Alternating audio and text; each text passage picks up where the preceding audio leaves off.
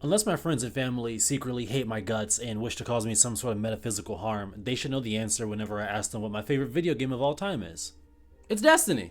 I've truly never played a game like Destiny before. I've seen and played games I've tried to replicate the formula of Destiny, a good portion of which failed miserably. But there isn't a single game that scratches that itch for me, that burning, sizzling, toxin-induced itch, and unfortunately, I'm not the only one. The reason why I say unfortunately is that Destiny for the past 11 years has been, for the lack of a better word, my captor, or perhaps you could say my abusive partner.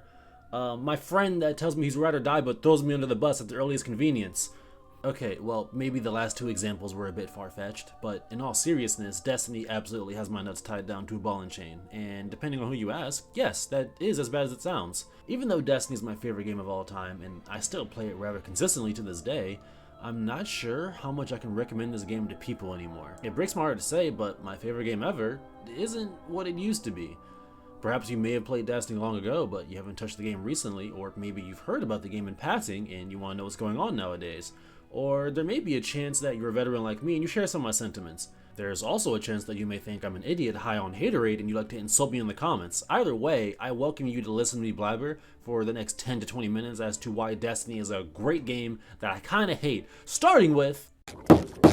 Hello? I love you.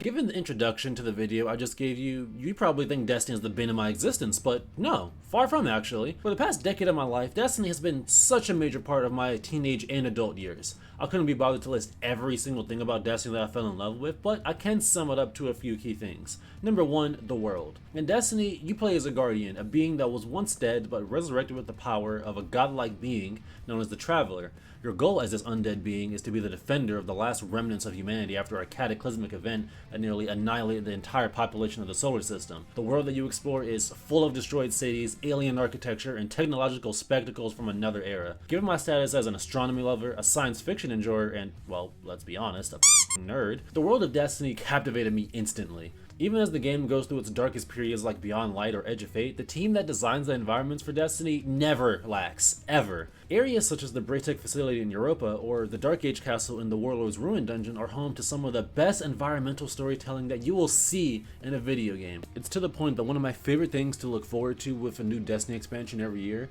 is seeing the environments that Bungie makes and how they weave into the overarching story that the game has. That leads me to another thing I love about Destiny, which is the story. Well, let me be more specific, the lore. Destiny's actual storytelling ability, in my opinion at least, is rather mediocre. You'd be better off playing a single player game like God of War or Second Son if you want a captivating and immersive storytelling experience. But when it comes to the overarching story elements and the world building, Destiny is hands down my favorite universe to be immersed in. Not sure if it's a hot take, but Destiny's lore rivals IPs like Star Wars or the old MCU.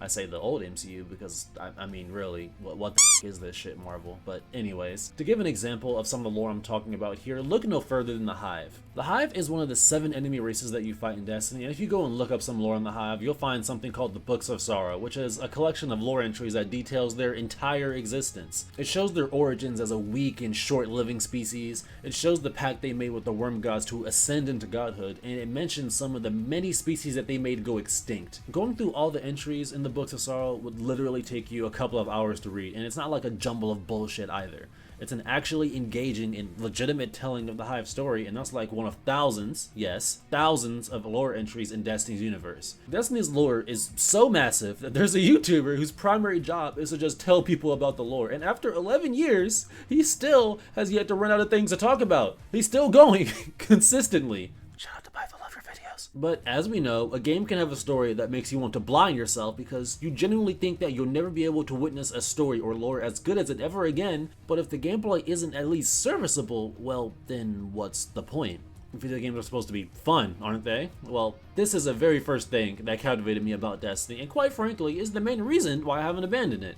A universal opinion that you'll hear from most Destiny players is that the gameplay is unlike any other. The way guns feel in Destiny it's almost indescribable. It's like rubbing my palms on a large stick of butter. Poor analogy? Yes, I agree. So let me try another one. It's like going to the store and getting the generic brand of a cereal that you like, and tasting it is like, well, I guess it's not that bad. But then you go back with a couple of extra dollars in your pocket and you say, and you get the actual name brand, and then you immediately taste the difference. Well, that's how I feel playing a shit game like PlanetSide 2 and then going on to play a game like Destiny. You don't know what radioactive chemicals and preservatives they're adding to get that flavor, but you can at least acknowledge that the difference is there. There are very few sensations in life that can match the feeling of shooting aliens in the head with a hand cannon in Destiny. Things like sex or eating a nicely seasoned well-done steak come close, but Destiny gets the upper hand. The stickiness of the aim and the power of the shot, are just sensational gunplay mechanics that I think Bungie has mastered. This is also the case for the abilities in Destiny as well. I feel like us Destiny veterans have played this game for so long that we lose sight of the fact that there isn't a single ability in Destiny that feels clunky to use. Well, there's this piece of shit, but we're gonna act like he doesn't exist and focus on everything else. Powerful or not, using abilities like Hammer of Soul, Golden Gun, Fist of Havoc, or Winter's Wrath just feel good. Not to mention the sound design, like, just listen to this.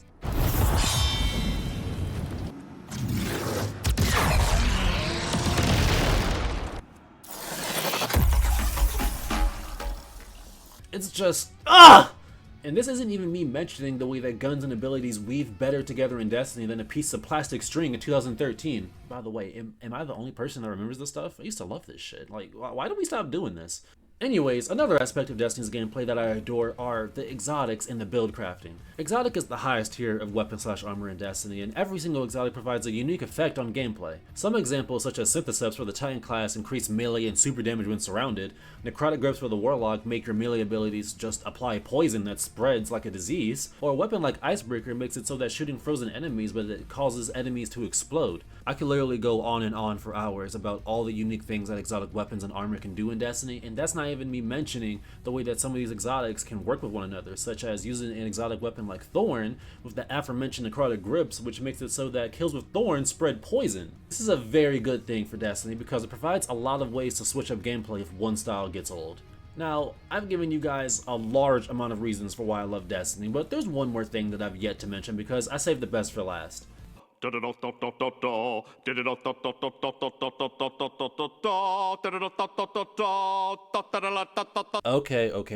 You guys have all seen that SpongeBob episode. I'm not gonna let him do that whole thing. It's raiding. The answer is raiding. Raids are what I would say in Destiny is the most iconic activity available. Raids are 6-player missions that require a large amount of communication and coordination to find success. The missions are typically split into individual encounters, usually like 4 to 5, and usually require a decent time investment. Most experienced and well-oiled teams can complete raids in about 45 minutes to an hour, but consistent mistakes or inexperience can easily turn an hour into a several-hour ordeal. Raids are released on average about once every year and arrive with the community-wide event known as the Raid Race. On the release of a raid, people race to be the first team in the world to complete it and earn the title of World's First. Raid races are a huge thing in Destiny, and I'm certain that some of you who never even played Destiny may have at least heard of a raid race in passing, given the fact that it's usually at least top 10 on Twitch every single time a raid comes out. One thing that I absolutely love about raids in Destiny is that none of them really feel similar to one another. Raids are so unique with their mechanics as well as their environments, which makes it so that you can never mix one up with another. To give an example of what I mean, both of the raids, Root of Nightmares and Vow of the Disciple, both take place in the same exact type of spaceship, but you are never going to mix them up. They look drastically different from one another. This also extends to raids that feature the same type of enemy. Desert Perpetual, Garden of Salvation, and Vault of Glass are all raids that exclusively only feature the Vex enemy, but each activity must be played much differently than the other two. Plus, one is much worse than the other two, but we're not really going to get into that. By far, raids are my favorite thing to do in Destiny, and me and my friends look forward to a new one every single year. Over the past 8 years alone, I've acquired almost 400 raid completions, which to some weenies out there could be considered pussy numbers. However, considering the fact that only 10 to 20% of Destiny players have only done at least one raid, it puts into perspective how much 400 really is. I could sit here and talk about raids all day, and I would love to, but I'm not going to because there's other things in this video that I like to talk about, such as...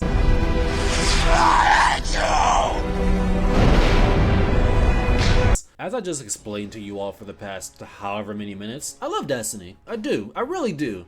But I feel like I'm not alone whenever I say, damn, this game can really, really suck. On many occasions, I have been sickened by Destiny, whether it be because of developer choices, game balance, or the storytelling.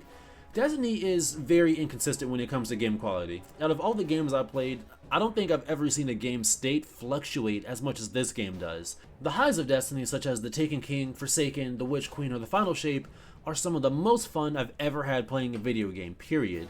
But there are also times when I considered quitting during expansion cycles such as Curse of Osiris, Beyond Light, or Edge of Fate. But this video isn't about the history of Bungie's blunders. There's plenty of videos that delve into that. Just look up phrases such as content vault or XP throttling or crucible and you'll find something. I'm sure of it. I want to talk about what's plaguing the game now and what currently makes me want to rip my hair out. To start, I want to point a finger at the largest issue that most Destiny players despise at the current moment. It's the portal. Oh! Ew! Now, I'm not going to talk about the portal for too much time here, but instead the effects it had on the game. The portal has already been talked to death by the entire Destiny community for the past 6 months. Not only are YouTube videos about the portal easy to find, but you'll also find people bitching about it on Reddit, TikTok, Twitter. Granted, people bitch about any and everything on Twitter, but that's neither here nor there. In regards to what I think about the portal personally, in spite of its recent improvements, I still think it sucks. For those kindred souls out there that have no idea what the portal is because perhaps you don't play Destiny anymore or you haven't played it in a long time, it's essentially a system that streamlines how Destiny players interact with the game. It was released with Edge of Fate back in July of 2025. It allows anyone looking to jump into the game to have an easy time seeing what missions to pick from. It's separated from solo missions to group missions to PvP and etc. Most unsuspecting people may believe that this concept actually sounds like a good thing, and on paper it is. The problem from the portal comes from its poor implementation and how it impacts every other part of the playable game, which leads me to an important point that contributes to my current state for the game, which is the majority of content doesn't matter. I mentioned earlier that the portal is supposed to streamline the ability to play Destiny by providing missions for you to choose from. What I did not mention, however, is that the portal is your ability to play Destiny. How it works currently is that if it's not in the portal, then it doesn't matter. Volta Glass Raid, not in the portal, doesn't matter. The Disgrace Strike mission, not in the portal, also doesn't matter. The Sundered Doctrine dungeon that just came out less than a year ago. Can you guess what I'm about to say? No, really, guess. I'm asking you to guess. Do you think that you know what I'm gonna say? No? Okay, that's fine, I'll answer for you. It's not in the portal, so it does not matter. With the release of Edge of Fate, we got a revamped leveling system. That everyone was begging for, by the way, that required, and honestly still requires, a large time commitment to max out. But if you happen to want to do some of the non-portal activities to level up, well, then you're shit out of luck, buddy, because none of the loot outside the portal activities really does anything for you. Not only does the majority of loot suck now because it doesn't level you up, but it also just straight up does less damage. Also, yes, you heard me correctly, unless the weapon comes from the portal, it just does less damage. Like, actually. Throughout the years, one of Destiny's biggest strengths, I feel, has been its variety and replayability. And yes, you can make an argument that the portal has a lot of missions to choose from, and to a degree, it does, at least when it comes to Fireteam Ops and some of the Pinnacle Ops missions. However, when it comes to endgame enjoyers and solo players, you don't really have a lot of options at all. For endgame, out of the 10 available raids to play in Destiny currently, the Desert Perpetual is the only one that really matters. Out of the 11 dungeons in Destiny, only the Equilibrium dungeon gives you things that can level you up. And no, I'm not talking about those shitty ass dungeon layers. To add a bit of frame of reference, we used to have a raid rotator that made it so that if you completed the currently selected raid, you got relevant gear from it, and this even includes the oldest raid currently available in Destiny 2 being Last Wish. But if people want to talk about solo players, out of the 41, if I count it correctly, lost sectors in the game currently, you have the choice of 7 solo missions, which you can imagine gets a little boring rather quickly. And this isn't even me mentioning how badly you have to cripple yourself to get good loot from these missions, by the way, so keep that in mind. Another thing that makes Destiny difficult for me to defend is a bit more of a complex talking point, and really one that only affects longtime players. But I feel as if the game has kinda lost its soul. As cryptic as that may sound, allow me to explain a little bit of what I mean when I say that.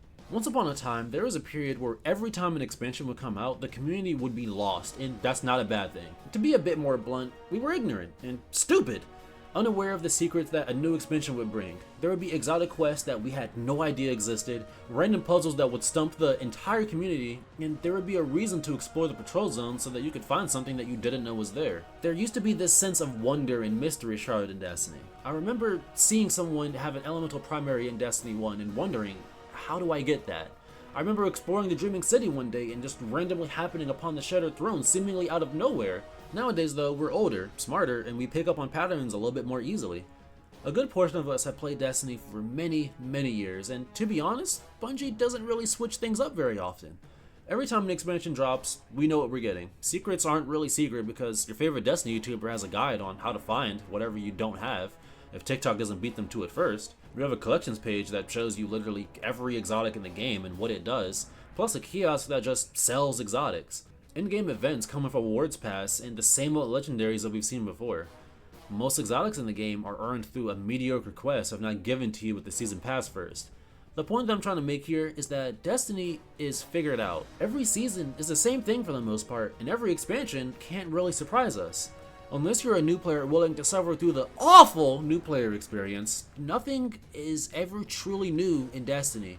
If you quit playing a few years back, I promise you, there isn't really much that has changed really. It's the same game with the same routines, and that's a word that I want to focus on very briefly. Routine. Something that you just do consistently for the sake of normality, like brushing your teeth in the morning or visiting the drive-thru of your local fast food restaurant after work. The feeling of following a routine when playing a video game almost feels dystopian. It's almost as if it's your weekly, or for some people, daily time to just plug into the matrix. The moment you feel as if you're playing a video game as if it's a chore, you're not playing a video game anymore. Because video games are supposed to be fun, engaging, and spontaneous, not another dish to wash or another toilet to scrub. Hopefully this doesn't sound too sad, but the point that I want to end this section on is that the wonder that comes from Destiny is mostly gone. Which for some people is fine, but for me, kind of hurts. But anyways, I've spent a large amount of time bitching, so let's move on to something a bit more positive and talk about... She is very gorgeous to me! Because stating problems without presenting solutions is rather lame in my opinion. The most common solution you're going to hear from the average Destiny player is Destiny 3, in order for new players to not be intimidated, in order to bring back retired players, and in order to keep the active community from burning out, the answer is widely said to be Destiny 3. While I do understand why people believe Destiny 3 will solve all of our issues, in all honesty, I don't think D3 would do too much good for us. Destiny is an IP that has existed for over a decade now, and believe it or not, most live service gamers have at least given it a try already. Most people that try Destiny have likely made up their mind, and adding a 3 at the end of it will only interest some people, not the massive audience that everyone thinks it will. Then you have some veteran players like myself who will have a hard time parting ways with the collection of weapons and armor they've amassed over the years, some of which may even refuse to start over. Then there's the point that I stand by heavily, which I frame as a question. How long before Destiny 3 also loses its wonder? I see it as a kid who gets a shiny new toy, or better yet, an adult who buys an Apple Watch. At first, it's the coolest thing ever. You want to show it to everyone, and mention it in every single conversation that you have. Sometimes scratch your head so that people looking at you can see that you have an Apple Watch, but as time goes on, it inevitably loses its luster. Is that second example a bit anecdotal? Maybe a little, but mind your business. For both Destiny 1 and Destiny 2, it took us about 3 years to hit our plateau, and when that happens for Destiny 3, then what? D4? The way I see it, while I'm not fully against the idea of a D3, I believe the problem lies in Bungie's ability to keep a universe feeling fresh and full of mystery. So I wanted to dedicate this section of the video to express some ideas that would captivate me as a player. To start, obviously, I will completely abandon the portal and invest more development time into making the star chart the main way people interact with the game again. For me, I feel as if the portal annihilates choice and holds the player's hand way too much. Players need agency and choice to feel like they have an entire game to explore. After that, the new player experience needs to be completely revamped, and I mean uprooted, destroyed, and completely replaced in its entirety. I'd borrow a page from Warframe's book and add a global/questions chat so that any inexperienced players can ask about things that they don't understand. Also, there should be an incentive for veteran guardians to provide aid to newer players. Destiny already dabbles in this idea by adding emblems for people who assist 10 other players beat a rate that they'd never beaten before. But I would double down on this. Incentivize players for helping newbies do anything. Lighthouse runs, dungeon runs, GM strikes, hell, legendary campaigns if you want to take it that far. We've seen how far Destiny players will go for some cosmetic items, and I'm certain that a lot of us will be okay with helping some kindergartens for some new emblems, skimmers, or holotrails. More on the new player experience, I'd add a way for exotic ciphers to be farmed for so that players don't have to wait a week at Xur to get a new exotic. And to round out the new player experience, I'd add a cutscene of Shao Han dying in the most humiliating way possible. I'm talking he accidentally shoots his ghost and then slips in a puddle and hits his head on the rock. Am I the only one that really hates Shao Han? Ugly motherfucker. Thirdly, I'd add emphasis on multiplayer patrol zones. I feel as if players should be adequately rewarded for dedicating time to exploring the open world and helping fellow Guardians with challenging activities in it. Patrol events such as Escalation Protocol or the Whisper mission added that sense of wonder and aspiration that I loved in Destiny. Adding interactive cycles like the one that existed for the Dreaming City was phenomenal and provided a reason for us to explore it each week. I also feel as if it's a shame that areas like the Pale Heart and Kepler don't give you the ability to find random Guardians out in the wild. We haven't had something like that since Lightfall 3 years ago, and in my opinion, that's kinda lame. Fourth, make loot more interesting. In its current form, loot is boring. It's not very interesting anymore, in all honesty. Armor is pretty cool with the addition of set bonuses, but weapons, not so much. At this point, Tier 5 is already ridiculously common and pretty much irreversible at this point. The most that you could do is demote the current level of Tier 5 down to, I don't know, Tier 3 and then make Tier 4s and 5s absolutely cracked, but I think that may utilize too much development time. At this point, I think we just need a new tier of gear that's reasonably rare and comes from doing hard content, which I believe would make certain loot more desirable. I'm talking Grandmaster Strikes, hard raid completions, hard dungeon completions, flawless trawler cards, or wins while in a high competitive rank.